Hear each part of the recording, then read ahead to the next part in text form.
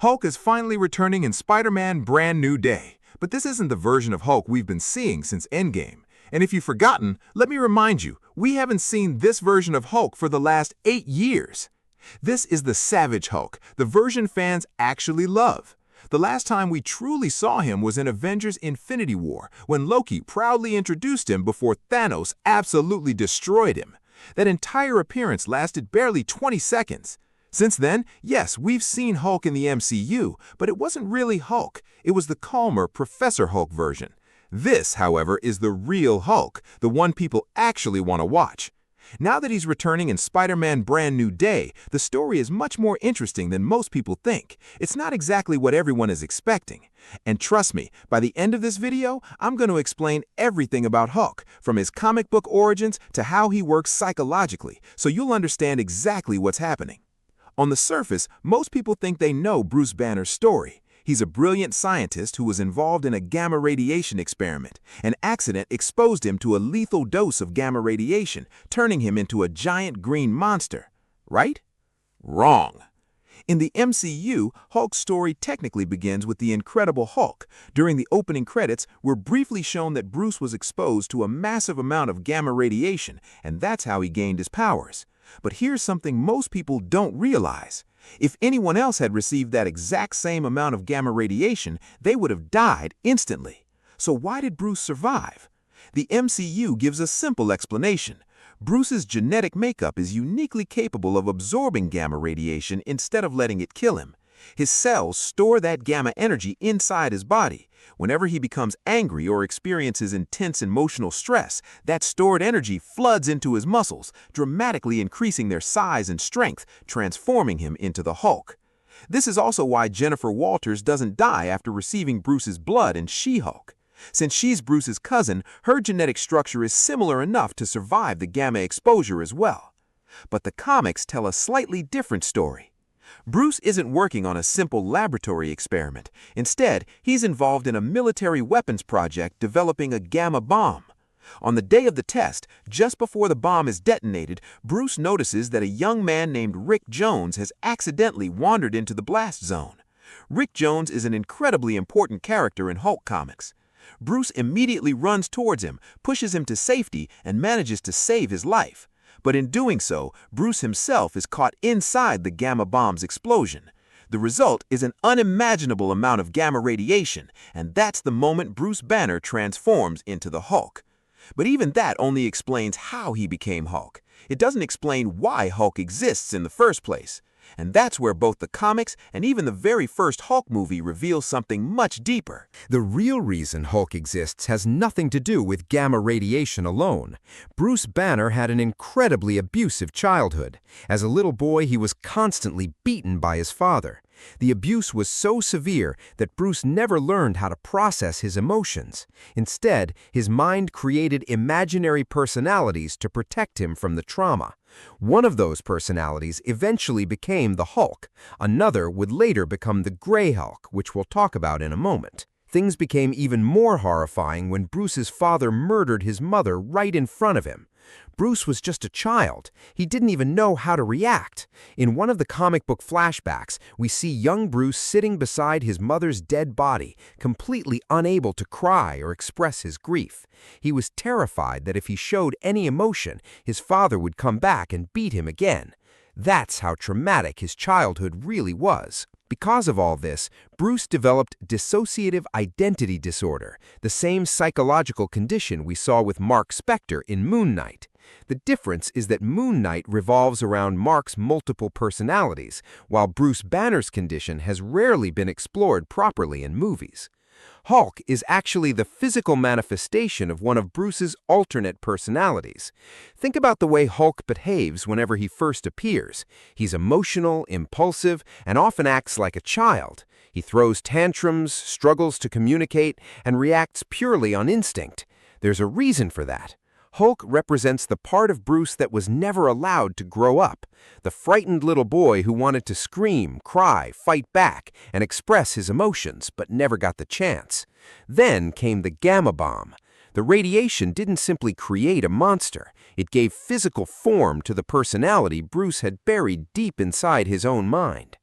Bruce's mind was already fractured long before the accident. Gamma radiation simply allowed those fractured identities to become physically real. I hope that makes Hulk's origin much clearer. Later, in Immortal Hulk, Marvel expanded and slightly reworked Hulk's origin.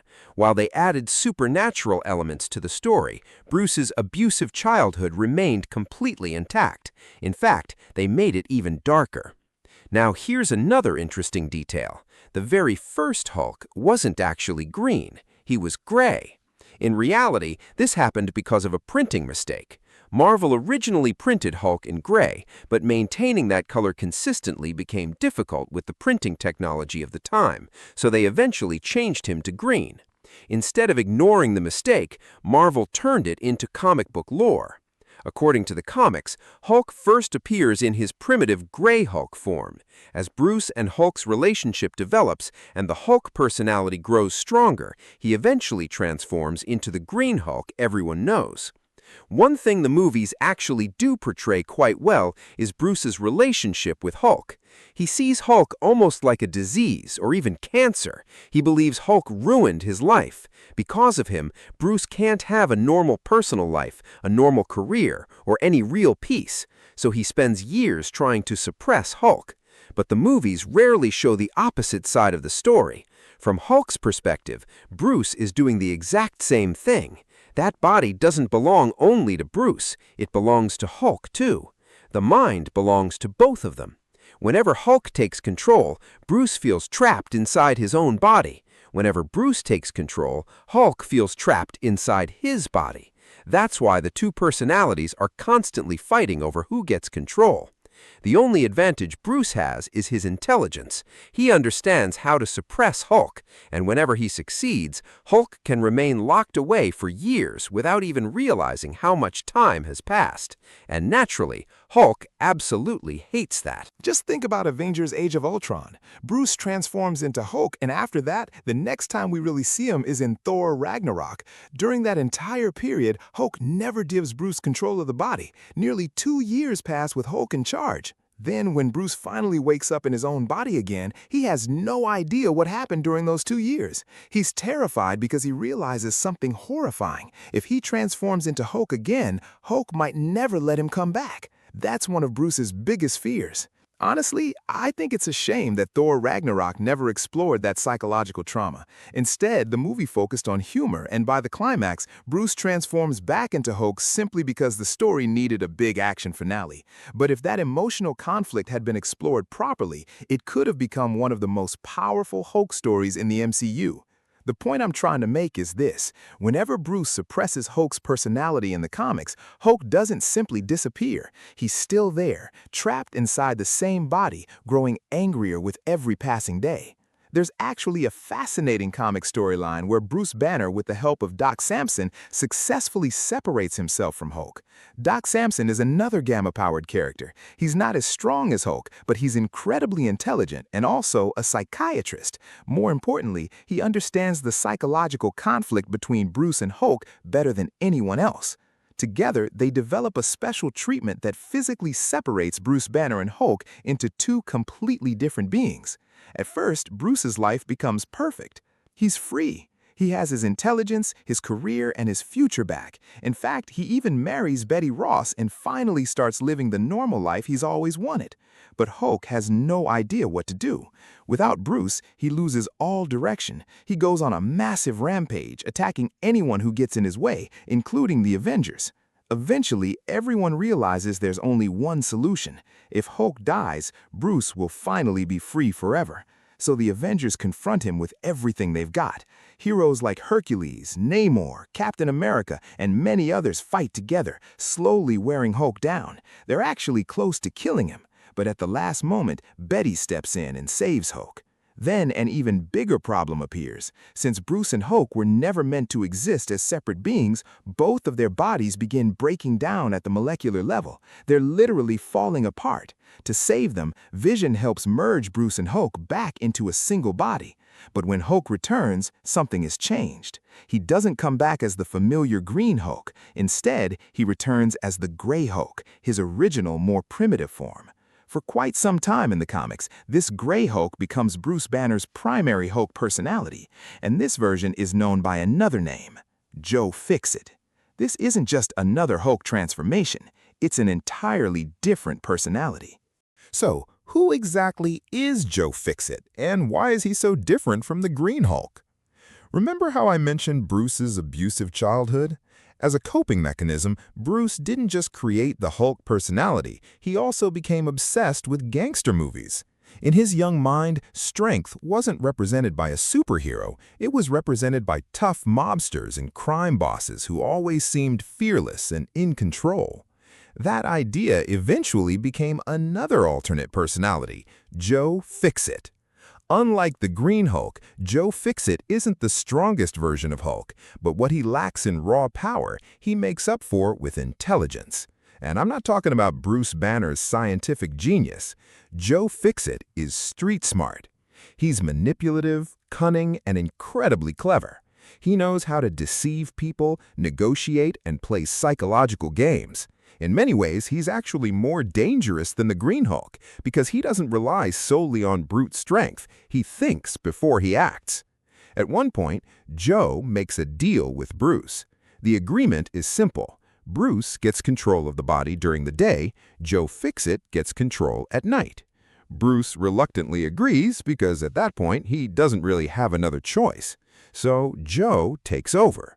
He moves Bruce to Las Vegas, starts working as a casino enforcer, gets involved with the mafia, and begins living exactly the kind of life you'd expect from a gangster. He burns through Bruce's savings, destroys his personal life, and leaves chaos everywhere he goes. That's why I keep saying the Gray Hulk can actually be more dangerous than the Green Hulk. Now, let's connect this to Spider-Man Brand New Day. I believe the Hulk we're going to see in this movie could actually be the Gray Hulk. Yes, I know the trailer clearly shows him looking green, but I have a feeling Marvel is deliberately misleading us. I think they're hiding the Gray Hulk reveal. Here's why. The last time Hulk truly had control of Bruce's body was back in 2018. After Endgame, Bruce became Smart Hulk. The MCU tells us that Bruce and Hulk somehow came to an understanding.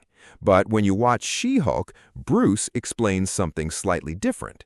He says he locked himself inside his lab, experimented with gamma radiation, meditated, and eventually merged his brain with Hulk's strength to create Smart Hulk.